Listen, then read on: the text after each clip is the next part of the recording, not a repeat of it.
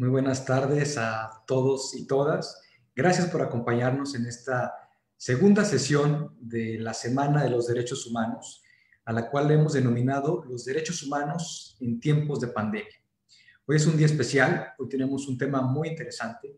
Hoy nos enfocaremos en dos derechos de forma particular: el derecho de acceso a la información pública y el derecho a la protección de datos personales. Y para ello contaremos con dos personas invitadas, externas a la comisión. Una de ellas es Brenda Lisset González Lara, y también contaremos con la participación de Juan Manuel Ramos. En unos minutos más les presentaré a nuestros invitados, a nuestra invitada y a nuestro invitado, para que conozcan sus comentarios respecto a un informe, a un par de informes que se han generado desde la Organización de las Naciones Unidas sobre estos temas.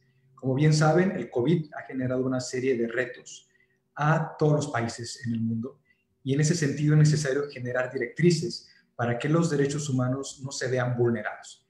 Sobre estos dos informes, nuestro compañero del Instituto de Derechos Humanos, Luis Ávila, les compartirá una síntesis de los mismos, a efecto de que ustedes puedan conocer el contenido de los mismos. Asimismo, les comento que podrán consultar los informes de las relatorías especiales de Naciones Unidas que estaremos comentando durante toda esta semana en la página de internet de esta Comisión Estatal de Derechos Humanos. La página es www.cedhnl.org.mx. En esta página de internet podrán acceder a los informes de Naciones Unidas que están siendo discutidos durante esta semana. Asimismo, les invito a que en la zona de comentarios accedan a la liga de registro para que puedan hoy decirnos que están con nosotros en esta jornada de la Semana de los Derechos Humanos. Y recuerden que a quienes sumen 4 visitas de las 5 que están programadas durante esta semana, les enviaremos una constancia digital por su participación en la Semana de los Derechos Humanos. También recuerden que el chat de comentarios de Facebook Live será nuestra vía de interacción con las personas ponentes en esta tarde. Por lo tanto, les pedimos que por ahí coloquen sus preguntas, sus cuestionamientos, para que podamos interactuar con ustedes. Pues en ese sentido, sin mayor preámbulo, vamos a iniciar con la explicación, la síntesis de estos dos informes de Naciones Unidas que se han emitido en el contexto de la pandemia por el COVID-19. Y en ese sentido, cedo el uso del foro al licenciado Luis Ávila Rivera, del Instituto de Derechos Humanos de esta Comisión Estatal de Derechos Humanos de Nuevo León. Adelante, licenciado Luis.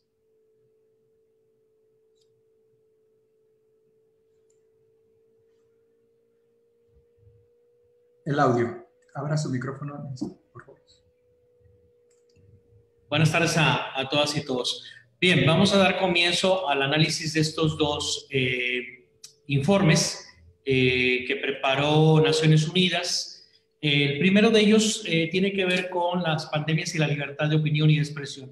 Es un informe del relator especial sobre la promoción y protección del derecho a la libertad de opinión y de expresión. Y el segundo informe es una propuesta para una evaluación preliminar de los efectos de la pandemia de enfermedad por coronavirus en la privacidad. Esto del relator especial Joseph A. Canatasi, ¿sí? Bien, pues vamos al primero, al que tiene que ver con este tema de libertad de opinión y de expresión. Y decir en síntesis, voy un poco deprisa porque es mucha información la que se ha generado en este informe. En abril de este año, el relator especial sobre la promoción y protección del derecho a la libertad de opinión y de expresión, David Kay, preparó este informe en el cual se presentó al Consejo de Derechos Humanos de conformidad con la resolución 34/18. En el informe, el relator especial plasma su alarma ante el hecho de que algunas iniciativas adoptadas para combatir la pandemia de enfermedad por coronavirus podrían estar incumpliendo principios de legalidad, de necesidad y de proporcionalidad. El relator destaca 5 aspectos o 5 esferas de interés y muestra que el acceso a la información, la independencia de los medios de comunicación y otros derechos asociados a la libertad de expresión son fundamentales para hacer frente a los desafíos que presenta esta pandemia. El planteamiento que hace y la necesidad de este informe es abordar con un sentido de urgencia medidas necesarias y apropiadas para proteger el derecho de toda persona a la libertad de opinión y de expresión, tanto durante esta pandemia como durante cualquier otra que pueda venir. ¿Sí? El documento se basa en una premisa de que particularmente ante una pandemia mundial, la libre circulación de la información sin trabas de amenazas, intimidaciones o penalizaciones protege la vida y la salud, además de posibilitar y promover la celebración de debates, toma de decisiones de importancia crítica en el ámbito social, económico, político y de otro tipo de políticas. ¿Sí? Entonces, en el informe se insta a adoptar un enfoque para resolver el problema de la desinformación que impulse a la corrección pública de rumores y la denuncia de engaños perjudiciales y evite que esa desinformación llegue a lugares en los que las teorías de conspiración se imponen a las evaluaciones científicas rigurosas y a las advertencias de salud pública. Uno de los 5 desafíos que él maneja en este informe de pandemia, en esas situaciones de pandemia, es el acceso a la información en poder de las autoridades públicas. El Comité de los Derechos Humanos ha declarado que el artículo 19 del pacto incluye el derecho de acceder a la información que también se encuentra en poder de las autoridades públicas. Y esta información comprende registros, todo tipo de información, en cualquier tipo de formato que disponga un organismo público, independientemente de que esté almacenada, de cómo está almacenado, de su fuente o de la fecha de producción. Y en el presente informe, el relator hace mención que los estados partes deberían proceder activamente a la incorporación al dominio público de la información del gobierno que sea de interés público. Han de seguir una política afirmativa, las autoridades, de divulgación de toda información pertinente de manera que sea comprensible para un público no experto. ¿Sí? Otro aspecto que aquí también se destaca es el acceso a Internet. El propio Consejo de Derechos Humanos ha reiterado que la importancia del acceso a Internet. El Consejo también a este respecto condenó inequívocamente que las medidas cuyo objetivo o efecto deliberado era vulnerando el derecho internacional de los derechos humanos cuando se impida o obstaculice el acceso o la divulgación de información en Internet o por otros medios, socavan la labor de la información de la sociedad que vienen realizando periodistas, incluidos las medidas cuyo fin era bloquear o desactivar, ya sea de forma ilícita o arbitrariamente, sitios web de medios de comunicación como los ataques de negación de servicio, y exhortó el Consejo a todos los estados a que se abstuvieran de aplicar esas medidas que causaban un daño irreparable a la labor tendiente a construir sociedades del conocimiento y democracias inclusivas y pacíficas. Otro aspecto que también destaca aquí el relator es la protección y promoción de los medios de comunicación independientes. Y aquí entra el tema del periodismo. Desempeña, menciona el relator, un papel esencial en la comunicación de información a la población, al permitir a las personas ejercer sus derechos a buscar y recibir información y formarse opiniones sobre la amenaza a la salud pública, a fin de poder adoptar medidas adecuadas para protegerse a sí mismos y a sus comunidades. Entonces, este es en efecto el momento de reforzar ese papel crucial de los medios de comunicación libres y exentos de censura y de trabas para el autogobierno. Otro punto que también resalta el relator es el de la desinformación sobre la salud pública. ¿Sí? Ya en febrero del 2020 el director general de la OMS señaló que las noticias falsas, ¿sí?, se difunden muy rápido, más rápido y con más facilidad que el virus. Igual de peligroso es esta situación. Entonces la OMS ha observado la aparición de lo que denomina la infodemia, que supone la rápida difusión de información de todo tipo, incluidos rumores, chismes, información poco fiable. Entonces, la desinformación ha sido un motivo legítimo de preocupación para que las autoridades de salud pública de todo el mundo durante la pandemia COVID-19 bueno, estén muy atentas a esta problemática. La información poco fiable, en particular cuando se difunde desde las plataformas importantes, puede ser muy perjudicial, tanto si se difunde con intenciones maliciosas como si no. Y la OMS ha declarado que para hacer frente a la infodemia será necesario vigilar e identificar las amenazas, analizarlas y adoptar medidas de control y mitigación. Un quinto aspecto que señala el relator es la vigilancia de salud pública.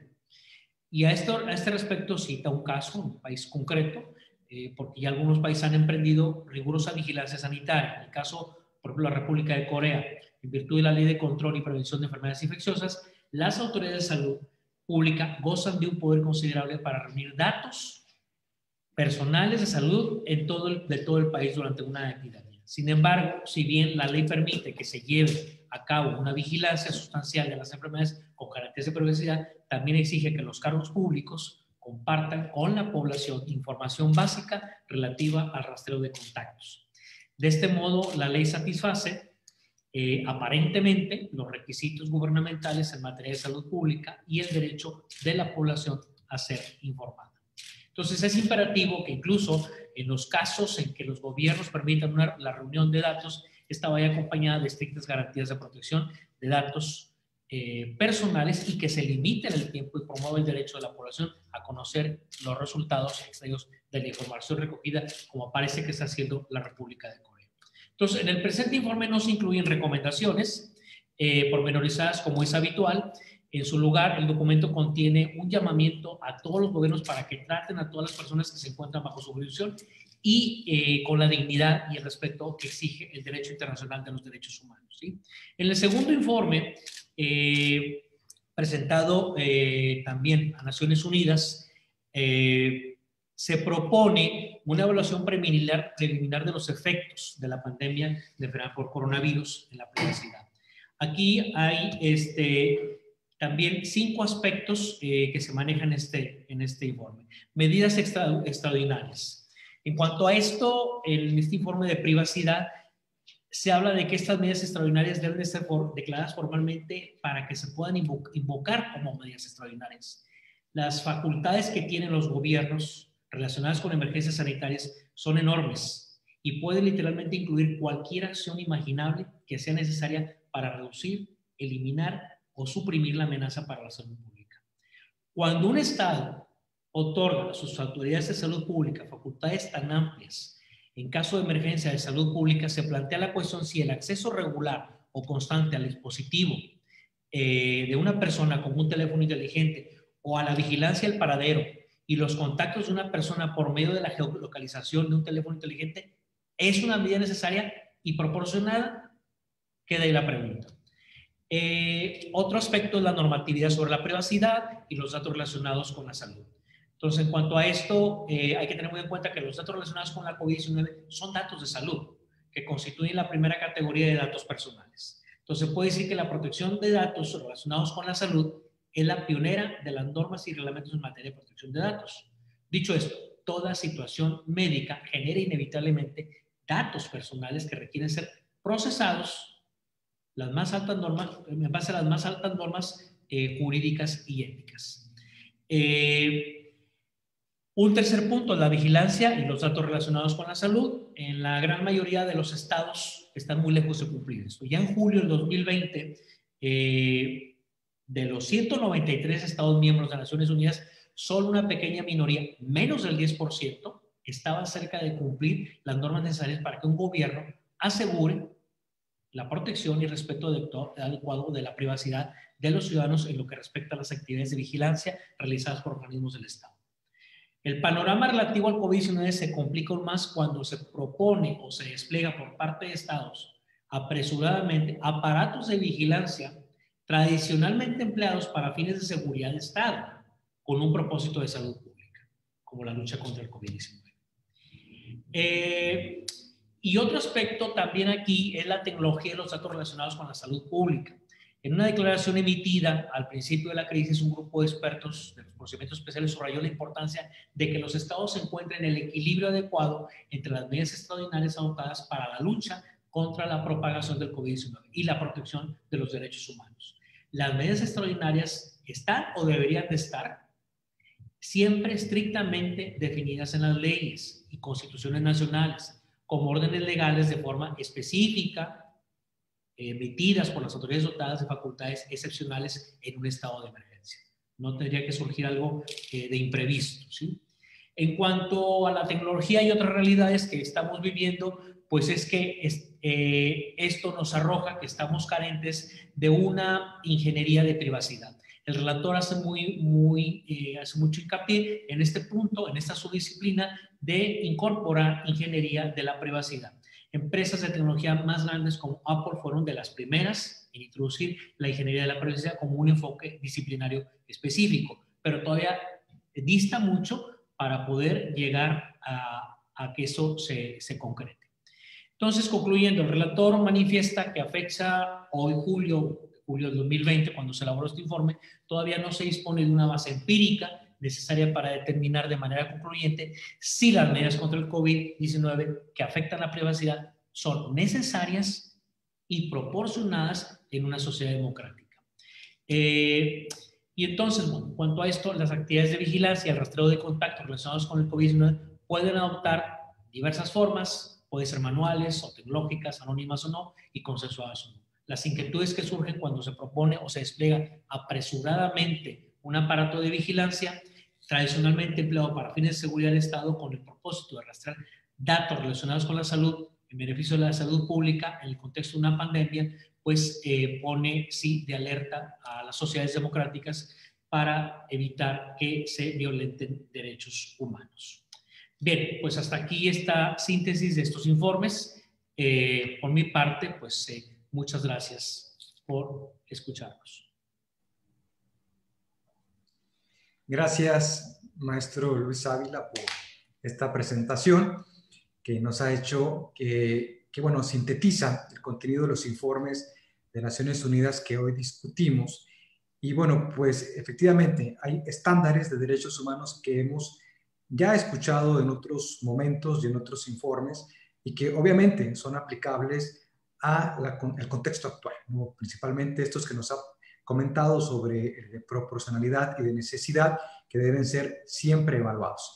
Pero bueno, para seguir ahondando y discutiendo sobre estos contenidos, quiero ahora presentar a la maestra Brenda Lisset González Lara. Ella es secretaria ejecutiva de la Dirección de Transparencia del Tribunal Superior de Justicia del Poder Judicial. Cursó una licenciatura en Derecho y una maestría en Derecho de Amparo en la Universidad Autónoma de Nuevo León. También cuenta con una certificación por la Agencia de Protección de Datos en España y cuenta con los diplomados en Juicio de Amparo y Gestión Documental. Ha sido conferencista en diferentes momentos y también ha participado en revistas electrónicas sobre el tema de transparencia jurisdiccional y ha colaborado en el Poder Judicial del Estado por más de 14 años. Pues maestra Brenda, bienvenida, gracias por acompañarnos en esta tarde y bueno, pues le cedo el uso del foro hasta por 10 minutos para sus comentarios sobre estos informes. Adelante. Gracias. Voy a poner el cronómetro para no excederme. En principio, buenas tardes a todos los presentes y todas las presentes. Agradezco la oportunidad que me brinda la Comisión Estatal de Derechos Humanos para compartir con ustedes unas reflexiones que vinieron a mí a virtud de la lectura de los informes que se emitieron por la Organización de las Naciones Unidas. En principio, pues, y por la brevedad también del tiempo, quisiera dividir este tipo de comentarios y consideraciones en dos grandes aspectos. El primero es hablarles sobre las medidas adoptadas por nuestro país para prevenir el contagio del coronavirus. Es de conocimiento público que diferentes estados de nuestro país han adoptado diversas medidas a fin de prevenir o de mitigar el contagio ocasionado por el virus del síndrome de insuficiencia respiratoria aguda conocido como SARS-CoV-19. Entre estas medidas se encuentran medidas restrictivas, medidas sancionadoras y también medidas preventivas. Como les comentaba, entre las restrictivas, pues se me vienen a la mente pues que se nos ha prohibido reunirnos socialmente, ¿verdad? Un cúmulo de gente para evitar este contagio, las que pues han impedido incluso el derecho de tránsito en ciertas horas y en ciertas fechas específicas a los ciudadanos, las que han impedido el acceso a lugares públicos, centros comerciales, tiendas de conveniencia, a personas que pertenecen a un grupo vulnerable, como son personas de la tercera edad y también incluso a menores de edad. Las medidas sancionadoras pues han impuesto multas a fin de sancionar a quienes omiten portar el cubrebocas. De igual forma, se han emitido medidas preventivas, como han sido esas campañas de comunicación a fin de comunicar cuáles son las acciones que debemos adoptar como ciudadanos para evitar el contagio o prevenir esto.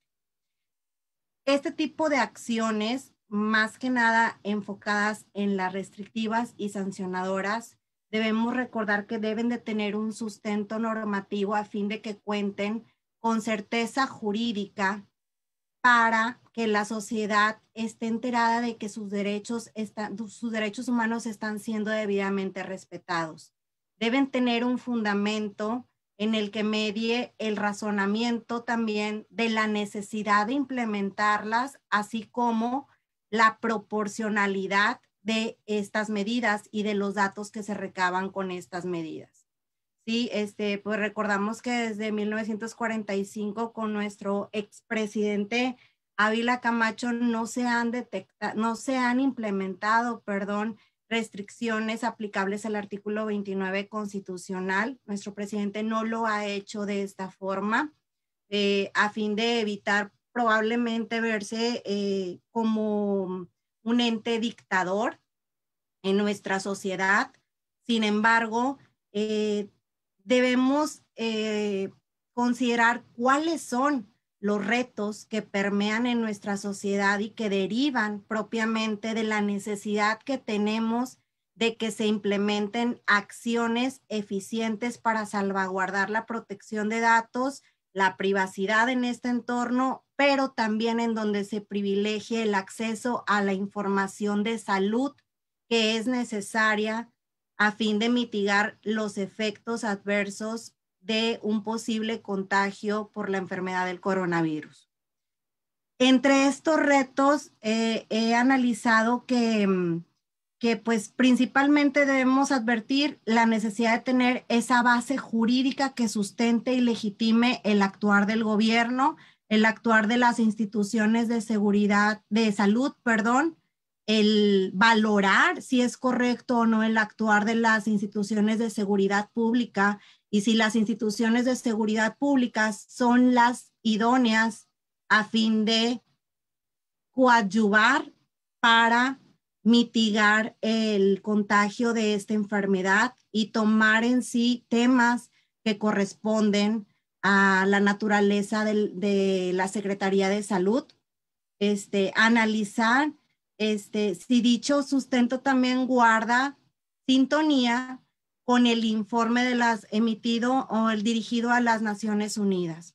Entonces, a virtud de este informe también me llama mucho la atención los retos que enfrentamos como país, entre los cuales pues percibo que es necesario que se adopten políticas públicas generales a fin de o dirigidas a la situación en la cual estamos presentes, es decir, una situación de emergencia sanitaria por contagio de enfermedad. ¿Sí? No tenemos, si bien se han implementado en diferentes estados como es el nuestro, políticas del sector salud y también se han implementado a nivel federal políticas o decretos en los cuales se establecen parámetros muy básicos sobre la prevención de la enfermedad. No contamos con un sistema jurídico sólido que permita identificar cuándo es necesario recabar datos personales de carácter de salud, quién será el ente encargado de recabar estos datos, por cuánto tiempo se van a conservar este tipo de información, qué clasificación de información es la que se va a recabar y para qué finalidad, si la información recabada es proporcional o no a esta finalidad, Es decir, definir en prioridad cuál es la necesidad de recabar la información de carácter médico y de ahí partir para tener una correcta gestión documental de esta información. El indebido tratamiento de la información en este sentido ha propiciado en gobiernos de diversos países que incluso se llegue a utilizar para fines diversos a los de mitigar pues concluir con el contagio y la transferencia de la información. Entonces, es importante que se puedan adoptar políticas que resguarden y protejan este sentido.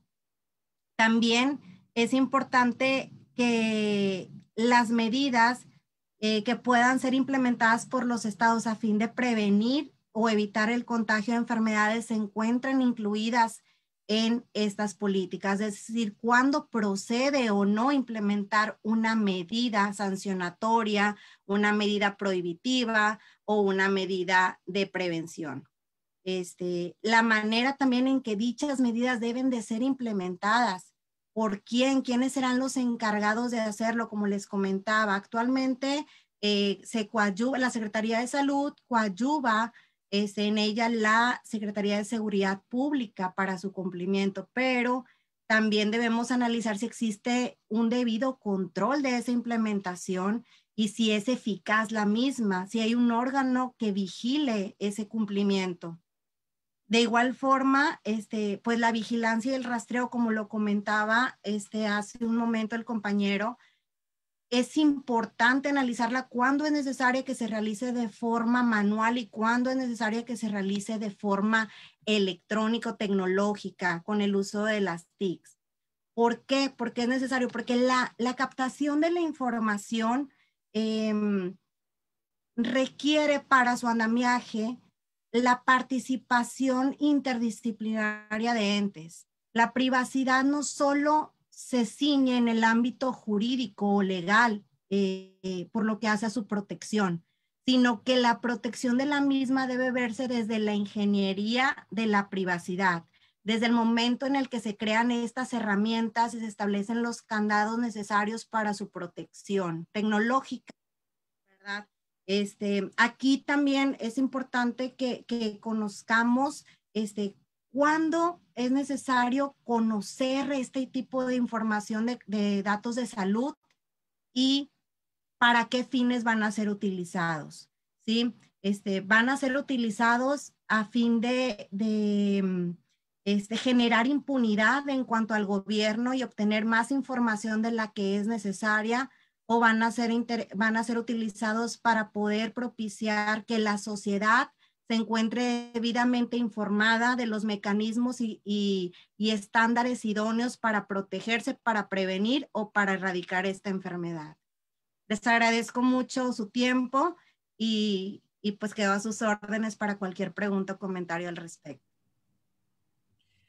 Muchas gracias, maestra Brenda. Muy interesante la presentación que nos ha realizado en esta tarde y dejándonos preguntas muy puntuales que yo creo que podrán ser también objeto de nuestro debate para esta interacción que tendremos con ustedes, y les pedimos que sigan participando ahí en la zona de comentarios de Facebook para que nos hagan preguntas respecto a esto que también muy interesantemente nos ha planteado la maestra Brenda. Asimismo, les recordamos que ahí se encuentra una liga de registro para que puedan también comentarnos que nos acompañan en esta tarde. Enseguida voy a darle el uso del foro a Juan Manuel Ramos. Él es director de Redes Quinto Poder, es defensor de los derechos humanos, ciudadano de tiempo completo. Y bueno, pues con mucho gusto, Juan, que nos hayas aceptado la invitación y que nos puedas acompañar esta tarde. Adelante. Sí, muchas gracias, Pablo, a la Comisión Estatal de los Derechos Humanos y a todas las compañeras y compañeros presentes y a quienes nos siguen a través de las herramientas tecnológicas.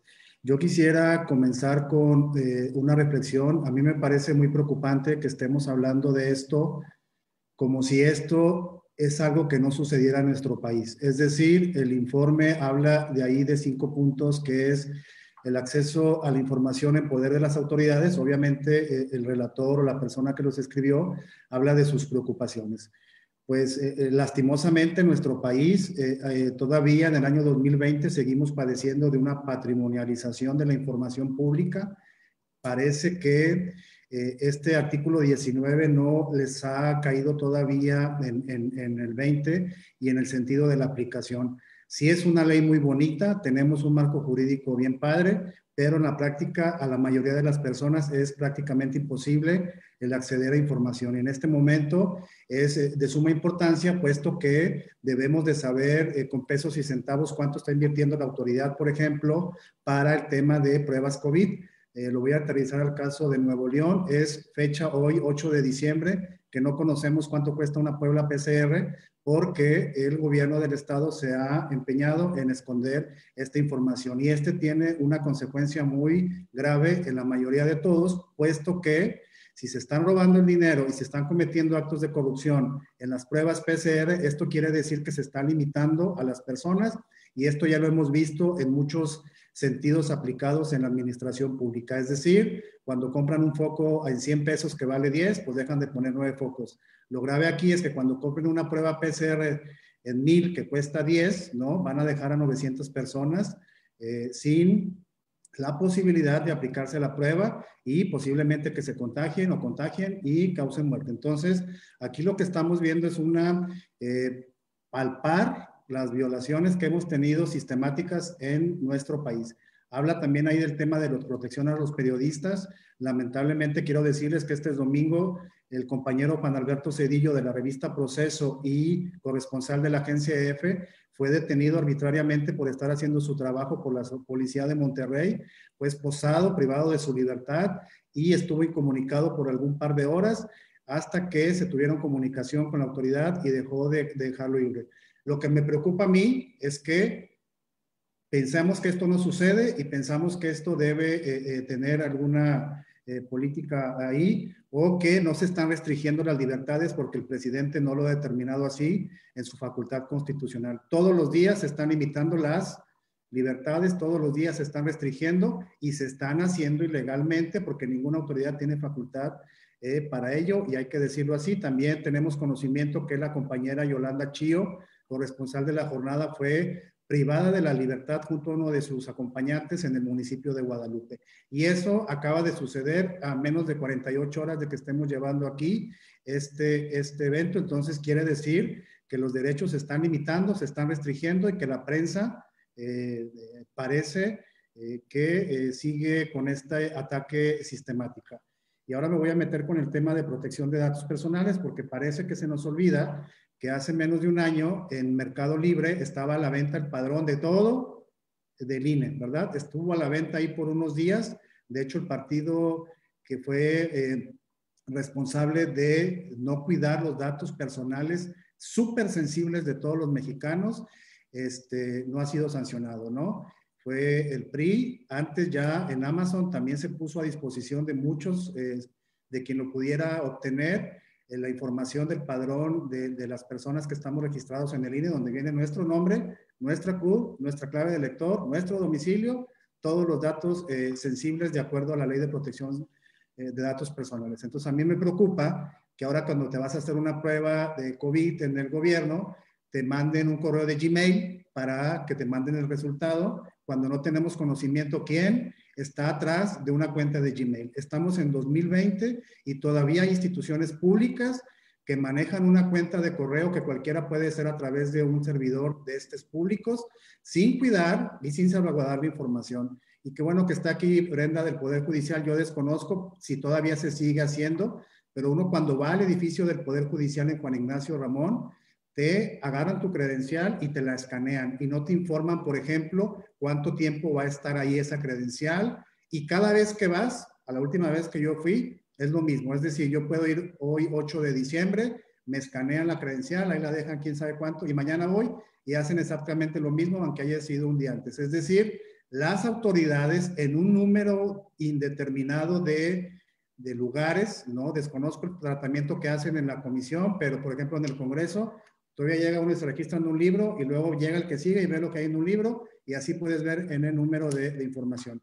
Lo lamentable ahora es que esa información de los positivos de COVID o de los negativos de COVID se puede usar para estigmatizar a una persona para dañarla o para apartarla de la sociedad. Entonces, tenemos cosas muy graves que parece que estamos hablando en el futuro, o más bien me hubiera gustado que tomaran a México como ejemplo para hacer esta relatoría, porque todas las violaciones que ahí se retratan que pudieran pasar con el COVID ya pasaban antes del COVID. Lo que estamos viendo ahora es que la ciudadanía la está palpando más porque se ha generalizado. Antes el ataque era al periodista, era al defensor de derechos humanos, era al opositor del gobierno.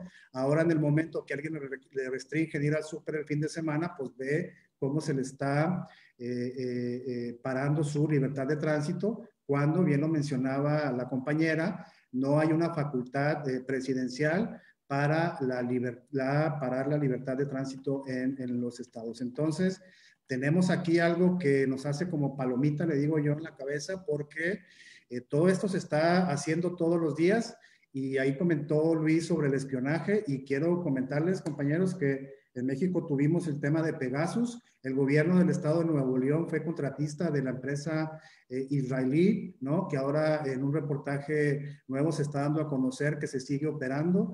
Todo eso ya lo tenía el estado en un control para controlarnos de una manera de ahí. Por eso, lamentablemente, quiero decirlo, parafraseando al presidente, la pandemia sí le cayó como anillo al dedo a los tiranos, a los corruptos, a quienes violentan sistemáticamente los derechos humanos, porque les da potestad legal, pasando por el tema de proteger la salubridad de las personas. Otro caso que estamos viendo todos los días aquí es el del camión, un tema que hemos denunciado junto con otras organizaciones, cómo las personas están subiéndose 50 o 60 todos los días a 7 de la mañana para trasladarse a trabajar. No se les está garantizando el derecho a la salud, no se les está garantizando el derecho a la movilidad, y se conecta efectivamente con el primer punto, que es la información en el poder de las autoridades públicas. Es decir, tenemos un secretario de salud de Nuevo León que todos los días dice que no se contagia ahí, pero no, es incapaz de presentarnos números y estadísticas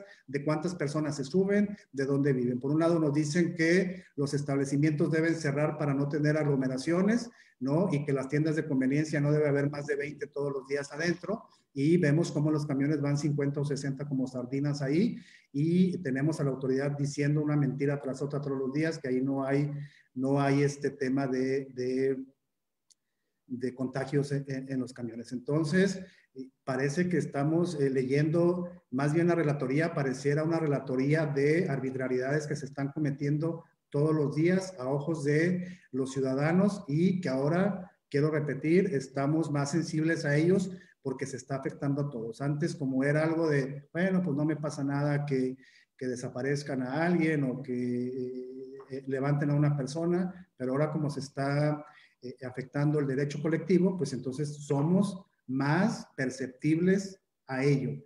Ello no quiere decir que estemos actuando todos como debiéramos estar actuando para estar demandando, pues, que no se pasen de la raya, que gasten nuestros impuestos como deben de ser, que nos digan cómo lo están invirtiendo, que ya no digan mentiras en el tema del camión, y que las policías municipales, lamentablemente, o que ya no sigan con esta agresión a los compañeros y compañeros, y la policía estatal no se queda atrás. Tenemos un caso lamentabilísimo en el estado, donde a 2 albañiles, personas de grupos indígenas que se trasladaron de su estado a venir a aportar a Nuevo León con su trabajo, personas que empujan esta economía, fueron asesinados por la espalda por elementos de fuerza civil, y el secretario de Seguridad salió a decir pues que estaban estresados. Todos estamos estresados, nadie estamos matando a las personas todos los días por eso, ¿verdad? Entonces, me parece muy pertinente el hablar de esto en este momento, y lamentablemente no es nuevo. Lo que estamos viendo ahora es, a lo mejor es un abuso, o somos más sensibles, repito, porque nos está afectando y restringiendo derechos de todos los días. Muchas gracias. Gracias, Juan, por esta participación también muy puntual, y también que nos muestra que estos eventos que nos has relatado pues se asocian a violaciones a derechos humanos que ha señalado también esta organización. No es un tema, efectivamente, como dices, que debamos ver desde fuera, tenemos que verlo también desde lo local, y hay muchos retos también al respecto que cumplir.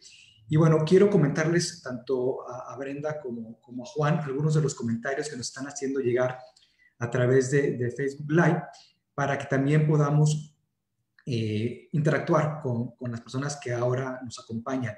Y bueno, hay un comentario, voy a leer los dos por lo pronto y luego le cederé el uso de la voz. Primero a Brenda. Uno de los comentarios tiene que ver con la ley de protección de datos personales. Y al respecto, pues señalan que las actividades tendrían que basarse en esta ley, en las actividades de protección. Entonces yo creo que la pregunta, la puedo complementar, va en el sentido de cómo vincular las obligaciones legales que ya tenemos en el Estado de Nuevo León con estos estándares que nos has platicado sobre la necesidad de la recabación de datos, sobre quién tiene que tener la vigilancia de los mismos, cómo se tienen que clasificar, y todo esto que nos has detallado con mucha puntualidad y asociado a la legislación de Nuevo León, si nos puedes comentar al respecto. Y respecto también, hay otra pregunta que creo que Juan Manuel nos puede también abordar en este contexto de lo que nos ha platicado, que tiene que ver con el concepto de infodemia.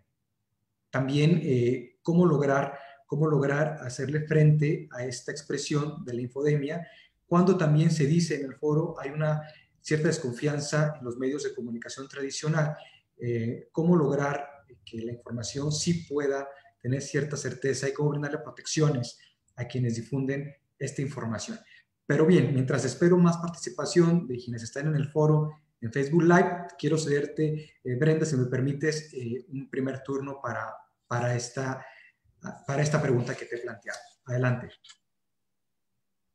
Hola.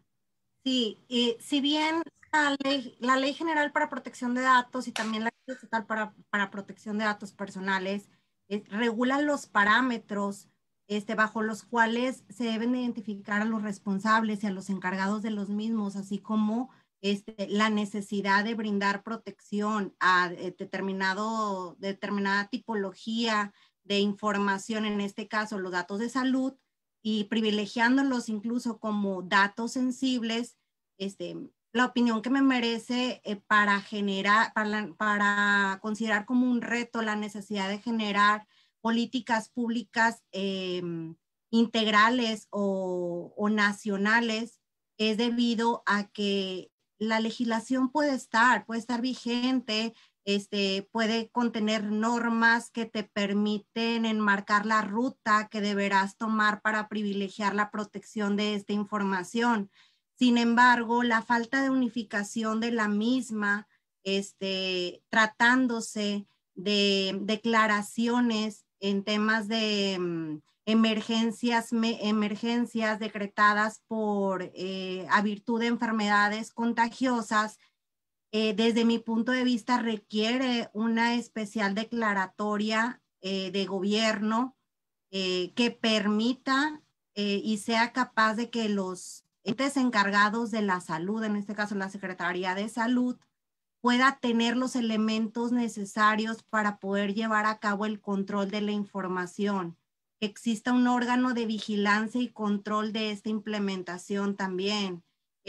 Actualmente es de todos conocido que la información de carácter médico no se encuentra debidamente resguardada, que los criterios que aplican muchos funcionarios en el sector de la salud no corresponden incluso con los criterios que ha emitido la Suprema Corte de Justicia al respecto, que siguen con criterios arbitrarios en donde incluso si tú vas por copias, solicitas el expediente médico, te quieren dar una síntesis del mismo en lugar de darte acceso a por un ejemplo, en donde no se analiza quién es titular de la información. Antes se consideraba que los titulares eran quienes captaban la información pública.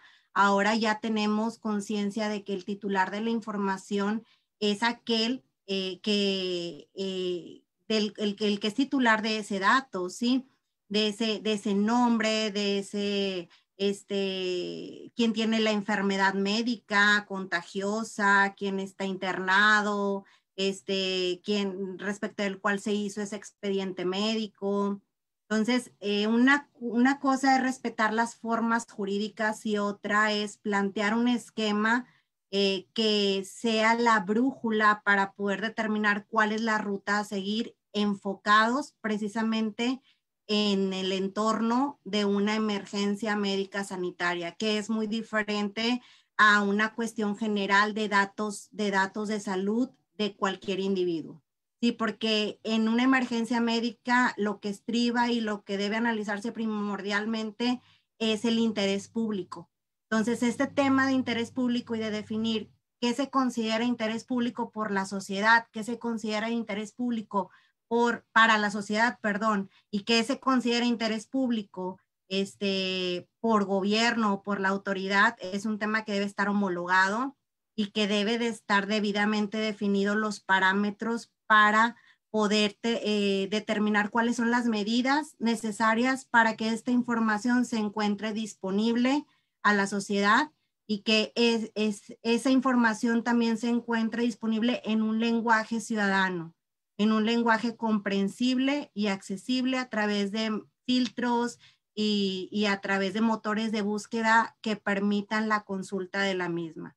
Recientemente, pues bueno, hemos vivido una transformación en cuanto a la tecnología, también a virtud de el uso de la tecnología a virtud de esta pandemia. Entonces, también es obligación de la autoridad poner desde un esfuerzo importante para que el acceso a la información no se vea restringido y que sean utilizadas las tecnologías de la información para privilegiar el mismo. No sé si existe otra pregunta. Muy bien, Brenda, muchas gracias. Voy a cederle el uso del foro a Juan y regreso contigo para otra pregunta, ¿de acuerdo? Muy bien. Bien, Juan, sobre este tema de la infodemia, ¿qué opinión te merece? Pues mira, aquí tiene que ver, tenemos un reto doble aún más durante la pandemia y te voy a decir por qué. Desde mi punto de vista, y los datos arrojan esto, es que la sociedad estamos consumiendo más información durante la pandemia. Entonces, tenemos restricciones de salir y nos volcamos al internet y nos volcamos a las redes sociales y nos volcamos a la paranoia de la información, de saber cuántos casos hay, cuántos casos no hay. Yo, la verdad, no tengo una respuesta adecuada, una respuesta al tema. Lo que a mí me parece necesario, importante, es tener esta promoción, educación entre las personas de menor edad para que tengamos como una costumbre, pues verificar el dato, darle doble revisión a lo que estamos viendo y finalmente que si no construye o no abona, pues no lo compartamos. Pero pues lamentablemente es un reto muy grande, ¿no? Yo recuerdo el caso del colegio de acá del Paseo Residencial aquí en Monterrey, cuando un alumno menor de edad entró y le disparó a sus compañeros y a las 2 horas el video estaba circulando por todos lados, ¿no? Y no tuvimos ni siquiera la preocupación como sociedad de asimilar que aquello que veíamos solamente en las series y en las noticias de los Estados Unidos lo teníamos ya aquí en la puerta de nuestras casas. Entonces el material se compartió masivamente. Entonces lo que yo creo es que tenemos que tener una cultura digital, ¿no? Que va más allá de saber publicar o no en redes sociales y que vayamos construyendo el ciudadano digital, que debería ser el que al menos le tiene que dar clic para abrir lo que dice adentro, porque nos estamos convirtiendo en una sociedad de consumidores compulsivos de información primero y segundo de lectores de titulares de noticia, porque ni siquiera nos metemos al clic para saber dónde está fechada, quién la fechó, cuándo se fechó, quién es el autor, de dónde viene, etcétera, o buscar una comparativa dentro de la misma plataformas como Google para hacer una comparativa, ¿no? Nos quema las manos por darle compartir y entonces ya después de que posiblemente sea que fue un fake news. Entonces es un gran reto el que tenemos de construir una cultura de ciudadanía digital. Si me permites, Pablo, yo aquí en mis apuntes tenía el tema de la protección de datos personales. Nos pareció un ejemplo escandaloso el del municipio de Juárez, Nuevo León, que le solicitamos, por ejemplo, los padrones de beneficiarios de aquellas personas a las que se les estaba entregando un bien o a través de un programa social para el tema de la pandemia, ¿no? Entonces, el municipio cerró la información, su consejo sesionó para reservarla por 4 años, diciendo que no podía compartirla porque se trataba de información sensible. Al tiempo que el alcalde, que es ahora dirigente del partido, tenía más de 600 fotografías, ya saben, de estas fotos donde tengo que salir yo completo con la despensa para que quede muy claro la figura y en el ambiente que te la estoy dando yo, ¿no? Cuando se entrega con dinero de los contribuyentes. Entonces, eso es una cosa que se sigue perpetuando y la seguimos viendo, cómo los servidores públicos abusan y entregan los bienes que parece que lo pagan con su dinero, ¿no? Y a la hora que uno les pide una información para contrastar, perdón, y ver si el gasto que tú tienes de 1000 despensas, pues dónde las entregaste y dónde están entregadas y quiénes son, lo niegas por vía transparencia, pero para la promoción personalizada tienes ahí el montón, con inclusive menores de edad, exponiendo a las personas a la estigmatización por su situación de pobreza. Gracias. Gracias, Juan Manuel, por compartirnos esta información y por ampliarla también. Y bueno, tengo también otras preguntas para ustedes. Una tiene que ver con las instituciones que protegen los datos personales. Y Brenda, tal vez pueda ser útil que le puedas compartir aquí a la audiencia que está hoy con nosotros en este foro. Hablan de la COTAI, digo, hay otras además de ella. No sé si quieras compartir un poco sobre la vigilancia de la aplicación de esta ley de datos personales y posteriormente le cederé también el uso de la voz a Juan. Hay un tema, aparte de felicitarte por tu ponencia, pregunta sobre la vacuna y bueno, sobre estos rumores que se habla de que se inyectará inteligencia artificial a través de esta vacuna y que se va a volver un sistema de identificación, si tienes alguna opinión al respecto. Pero bueno, en primer término, Brenda, te cedemos el foro. Adelante. Pues bueno, como bien comentas, pues corresponde a la Comisión Estatal de Transparencia el llevar a cabo el control y vigilancia de que se ejecute correctamente las medidas que establece la Ley de Protección de Datos en posesión de sujetos obligados, en este caso, pues los entes gubernamentales, ¿verdad? Al respecto, pues no sé bien en qué vaya enfocada la pregunta, si corresponde a esta área. El control se hace a través de verificaciones. Como bien comenta Juan Manuel Ramos, existen autoridades que no cumplen a cabalidad con las recomendaciones y con las disposiciones que la normativa protectora de datos personales contempla. En este supuesto, la COTAI realiza prevenciones y también emite también sanciones a fin de coaccionar el debido cumplimiento de la norma.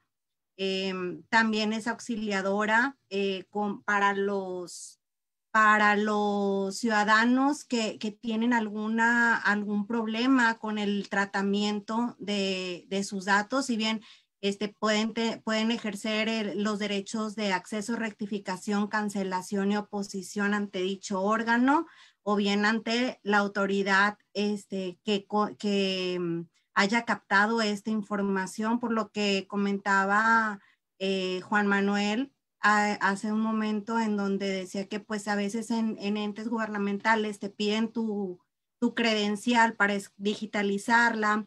Entonces, no sabes dónde queda esa información, quién la tiene, para qué se está usando. En ese sentido, es importante que todos como ciudadanos tengamos presente el análisis de los avisos de privacidad, ¿sí? Normalmente estos avisos de privacidad se encuentran colocados en el área o deben de estar colocados en el área en donde se recaba la información a los usuarios.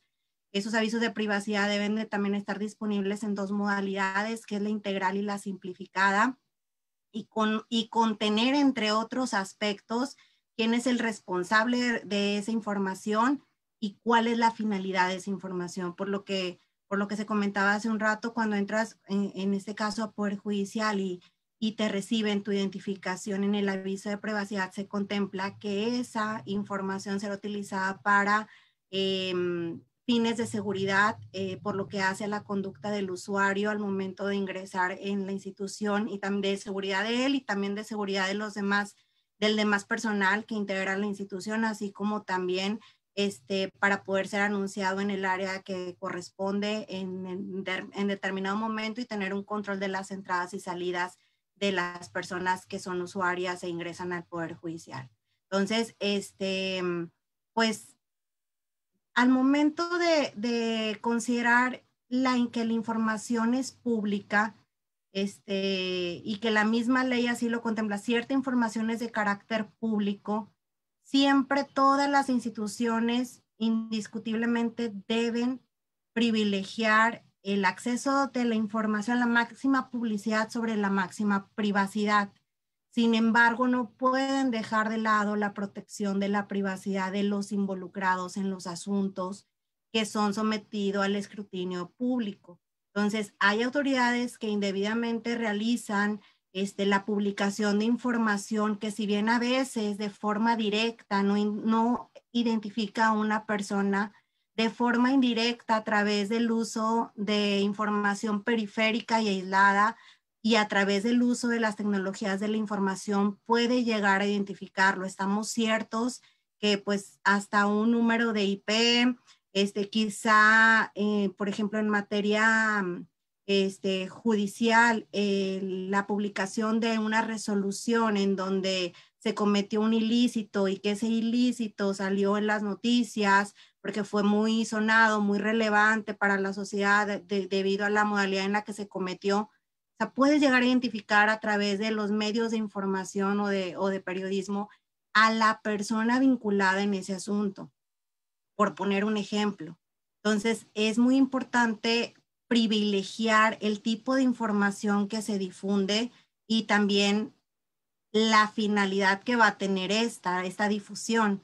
Sí, no nada más, si bien la información es pública en ocasiones, no toda es necesaria que esté disponible en un repositorio digital, sino que puede ser disponible pero previa solicitud del particular, y de esta forma mitigas la pues revictimización, como comentaba hace un momento Juan Manuel en su ejemplo, de alguna persona que se encuentra en una situación vulnerable o que haya sido víctima de algún delito o que pueda ser discriminada, por, en este caso, hablando del tema de COVID, por cuestiones de salud.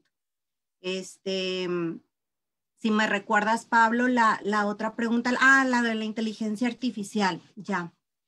Pues sí, se rumoran muchas cosas, existe tecnología de la que no tenemos conocimiento, e incluso las autoridades que manejan cuestiones de inteligencia y antiterrorismo, han emitido legislaciones, como es el caso de Israel, que ha emitido legislaciones propiamente para poder utilizar información derivada de la contingencia sanitaria por COVID para captarla y utilizarla en diferentes modalidades, ¿sí? Simplemente el hecho de que ellos mismos administren la información, pues ya queda o da incertidumbre al ciudadano sobre la utilización que van a hacer de las mismas.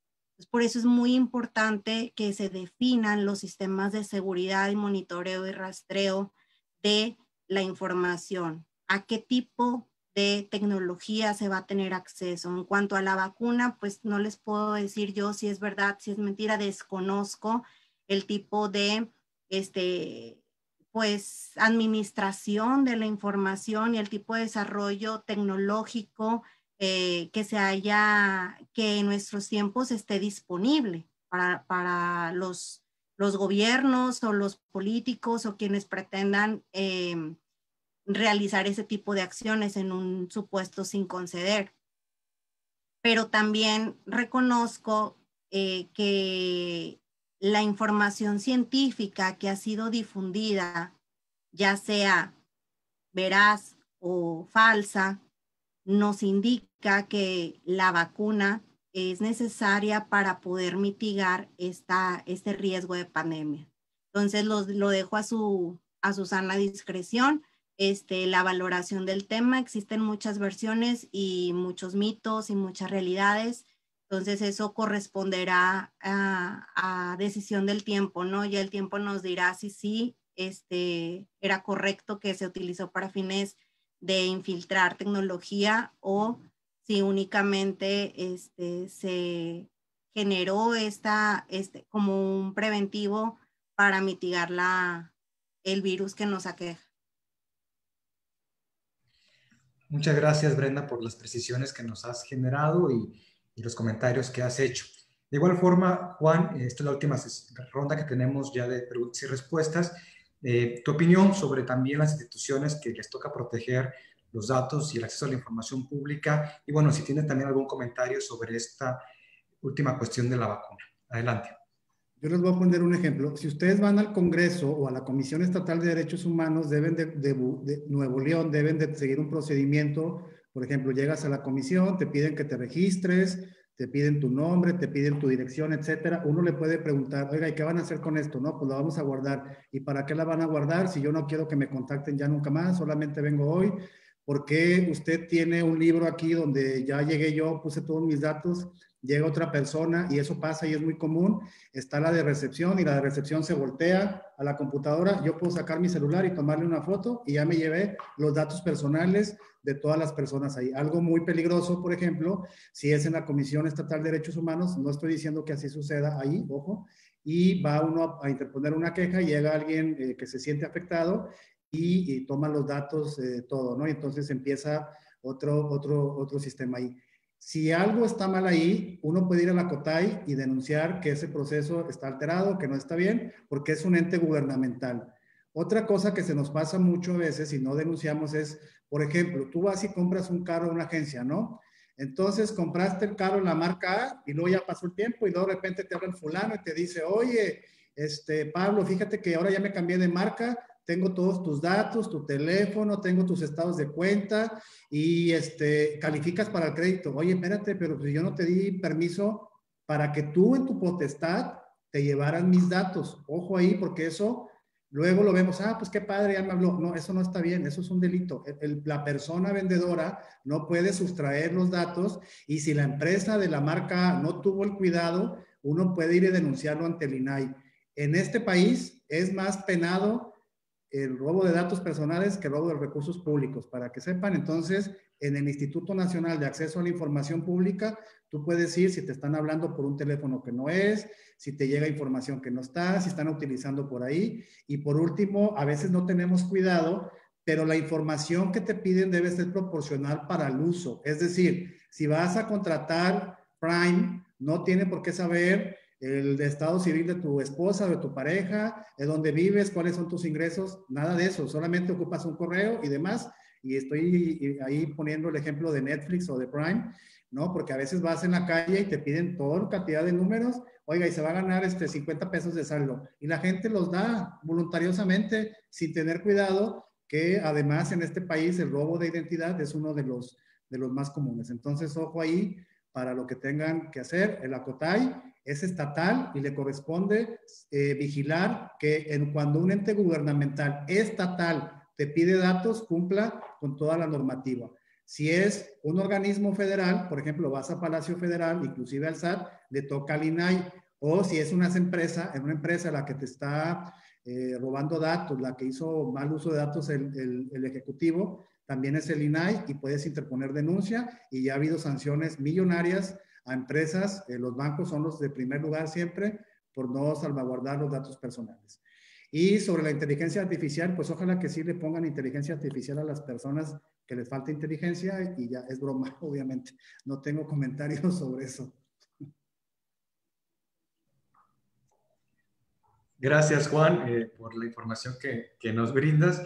Y bueno, pues estamos llegando al final de esta mesa de diálogo. Creo que ha sido muy interesante conocer lo que nos ha platicado tanto Brenda como Juan en esta tarde.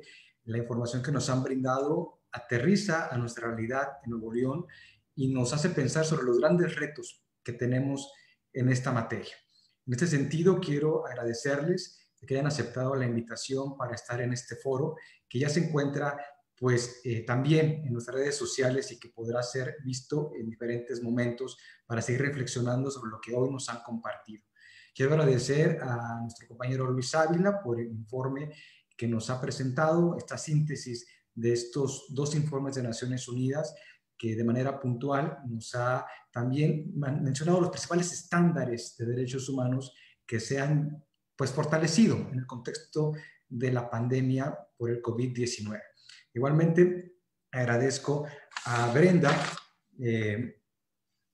Lisset González, secretaria ejecutiva de la Dirección de Transparencia del Tribunal Superior de Justicia del Poder Judicial, por su participación, por las respuestas que nos ha brindado y también por su disposición para colaborar con nosotros en esta mesa de diálogo dentro de la Semana de los Derechos Humanos.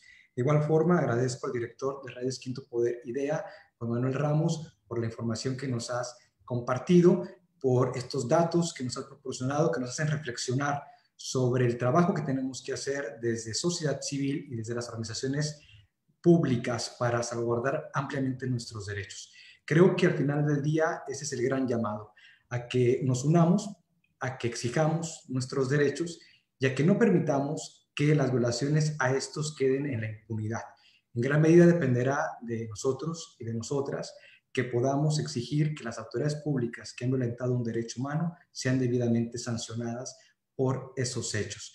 En este sentido, les agradecemos a todas y a todos su asistencia a esta mesa de diálogo y les invitamos a que el día de mañana nos vuelvan a acompañar a las 4 p.m., también vía Facebook Live. El tema que abordaremos es la educación. La crisis de la pandemia también ha generado grandes retos en materia educativa. Para ello contaremos con la participación de la doctora Diana Espino, que ella es directora del Laboratorio de Transformación Jurídica de la OR, y también nos acompañará Alejandro Ulises, él es asesor en la Cámara de Diputados de la provincia de Buenos Aires. Entonces tendremos este panel para que también nos puedan acompañar. Y bueno, finalmente también agradecer a Neftalí, quien nos ha apoyado hoy con la interpretación de lengua de señas mexicana para que lo que hoy se ha platicado sea accesible para la comunidad de personas sordas. Pues les pido finalmente que abramos nuestra cámara a los compañeros que hoy estuvimos en esta mesa, Luis, Brenda, Juan Manuel, y bueno, pues de esta forma nos despedimos de todas las personas que hoy nos escucharon y vieron a través de Facebook Live. Hasta la próxima y muchas gracias a todos y todas. Muchas gracias, hasta luego. Hasta luego, Brenda. Gracias.